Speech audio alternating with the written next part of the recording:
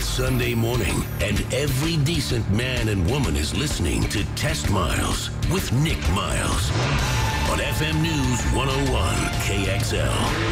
Buckle in.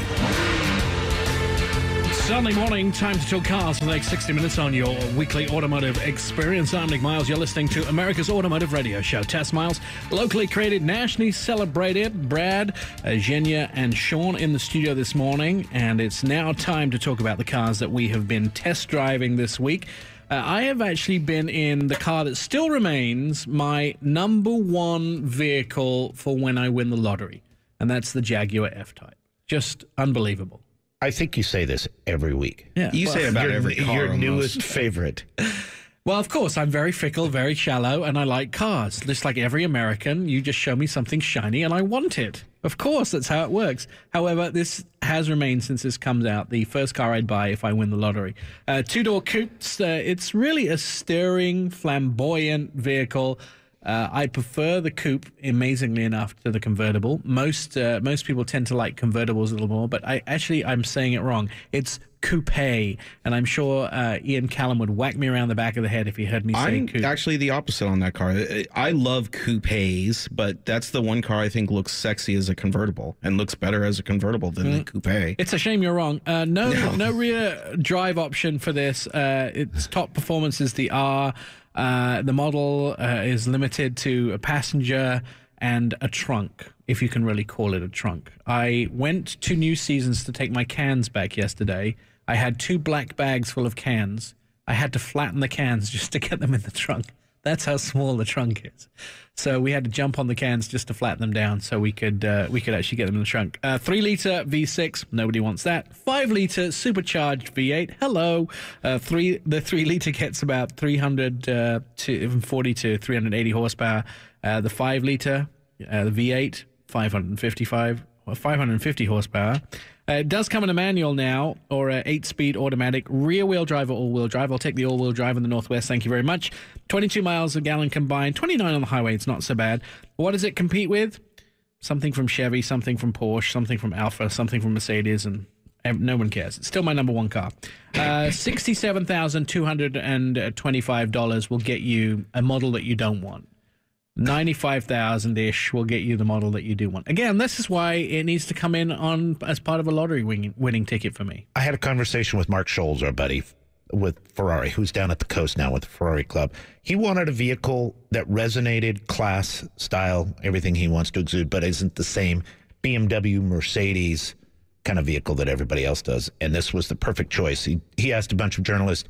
Every one of them suggested this vehicle. I would tell you for 95,000-ish, this would be it. If I had to drop my money down to around 70,000, I would have the Alfa Romeo 4C. But for 95,000, this is definitely it. Just depends how much money I win on the lottery, basically. Sean, what have you been driving? I've been driving the Dodge Durango Citadel, and it's our long-term vehicle, and I finally pryed it out of your hands, and I see why you kept it so long. It is a fantastic vehicle. I can't believe for how big this vehicle is. It's a 7-passenger. Yeah, it's stretch limo status. No, it's a 7-passenger SUV, and is how big it is. It drives very small. Now we have the V6. We have the 7-passenger, right? There is an 8-passenger version. Is there an 8-passenger? I think you can get a bench seat in the back. I don't know why you'd want one. No. But anyways, the V6 actually has 290 horsepower, which is pretty... It doesn't feel like this is gutless at all. There's a little lag when you go up a hill, but nothing dramatic. We had the choice of having the V8 or the V6. I chose the V6. I didn't choose the Hemi because I have to pay for gas in this vehicle. Well, there is a big difference. I mean, there's about 4 miles difference in the city. So, but you don't feel that the V6 is underpowered. No, it's not. I mean, this car has some unbelievable tech, like the Uconnect. I love how the Uconnect system actually allows you to text message people through the voice command, and it reads your text and also will send out a text, where a lot of our systems won't allow you to text people back. So this is an easy way to keep your hands on the steering wheel, eyes on the road. Also, you get 1724 in our highway. The Uconnect also allows you to do live sports scores. So as people are driving today, they can listen to their favorite team instead of trying to go on their phone and look for it. Right. Starting price $30,495. The one we were driving is just short of $50,000.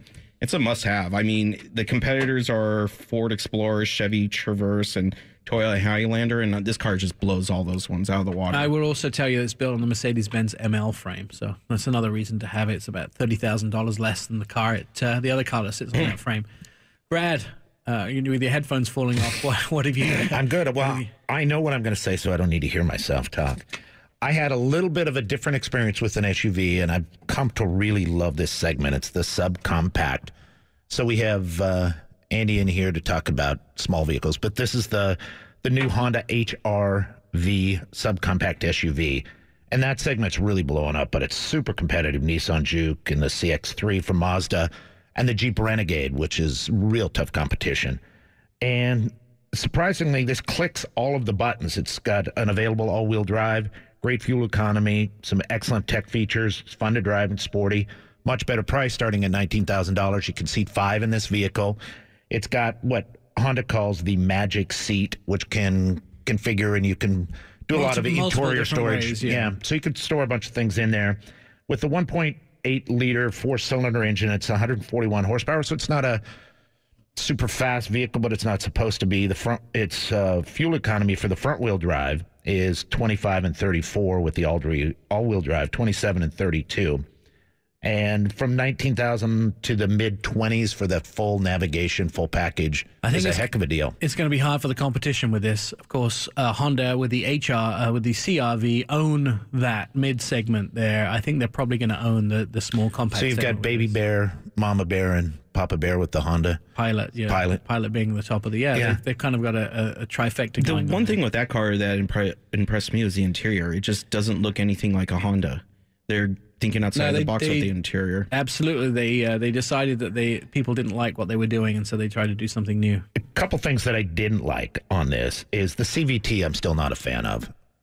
It was lurchy in a few spots when I was driving it and under acceleration. Loud, much more so. Hair dryer loud? Yes.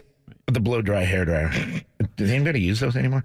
And then the tech features Brad, not your friends. They don't have any hair. That's true. Right. But the interface, I wasn't real excited with. Well, we've had that conversation with Honda before. It wasn't the easiest to use. Right. Okay. We're going to go to break in a second, and we're going to talk about the Toyota Prius when we come back, because there was a new Prius unveiled. I just want to mention congratulations to Genia, our intern. He trumped every single major newspaper and buff book this week in getting information on, what was it? Which car was it? The new Ford GT. He found the stats on the car before Motor Trend, everybody had them, and he fed them to Motor Authority, who published the stats. How did you do it, Genia? Come to the microphone. Did Test Miles get credit? No. Genia got credit. How did you do it? What I did was I found the Ford GT, hit Y, which is the toggle button on for what? the stats. On what? On your video Forza game? 6. On Forza 6. They published the stats on Forza 6. He found them, and before Motor Trend got them, and Motor Authority published them. All right, this is Test Miles on FM News 101 KXL. When we come back, all about the new Toyota Prius. I'm Nick Miles.